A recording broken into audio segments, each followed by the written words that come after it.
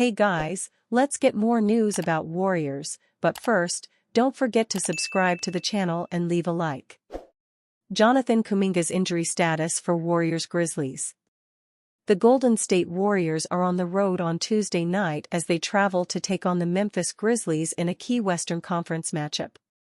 Of course, Tuesday's game is a massive one in the West standings as the Warriors sit just half of a game behind the Grizzlies for the 5th seed with the playoff right around the corner.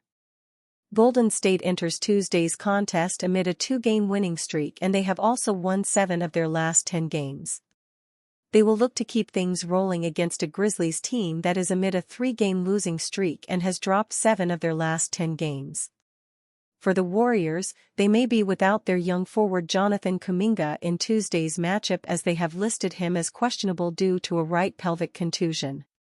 Jonathan Kuminga is questionable tomorrow at Memphis. The Warriors are now listing it as a right pelvic contusion, not an ankle issue. He landed hard last night.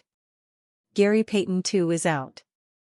Everyone else available for Warriors in a high-stakes game in Memphis.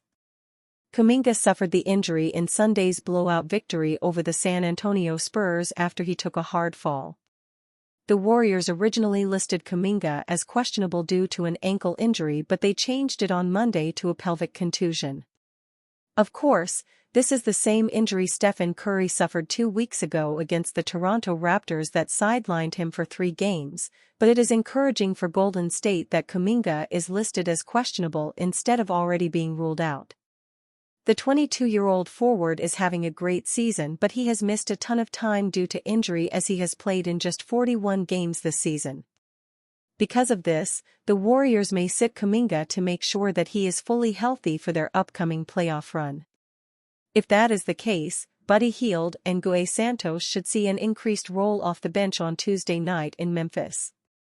Brandon Podziemski has shook early narrative that plagued future Warriors' potential.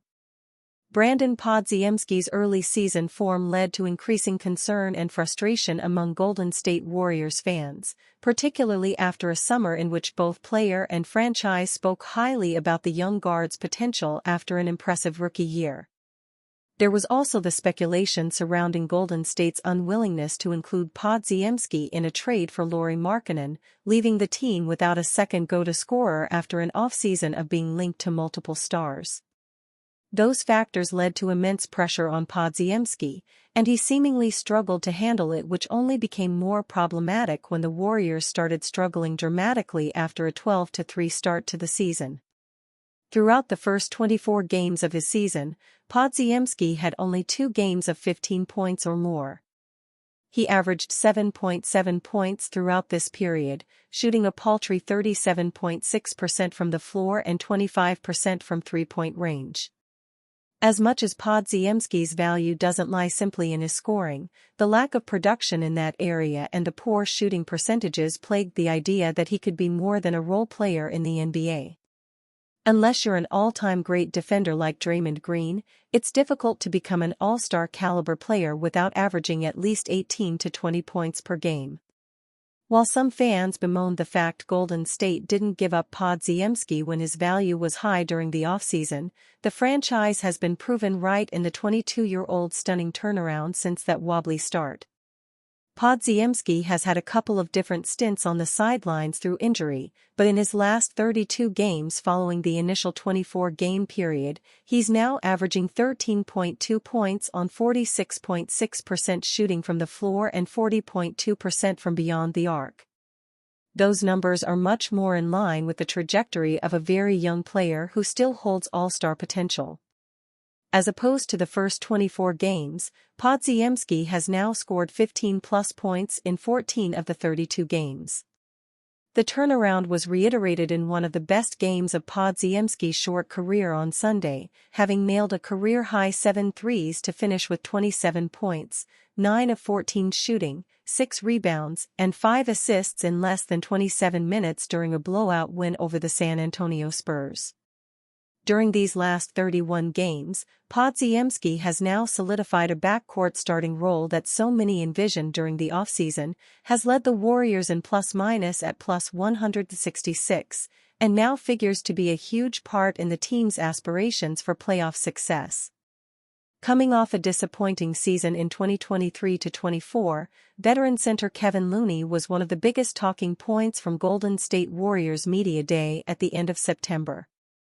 Not only did Looney look noticeably slimmer after the summer, but he also revealed how he spent the entire offseason getting up 400 to 500 threes per day in the hope of reinventing his career a decade in. Yet it took until the final minutes of Sunday's game against the San Antonio Spurs for Looney to make his first three of the season. To be fair, it was only his fourth attempt and came under little pressure as Golden State's blowout 148-106 victory allowed for over a quarter of garbage time. As Looney ripped the net with his rare corner three-pointer, the Warrior bench exploded in celebrating what was the 3x champions' first made three since 2021.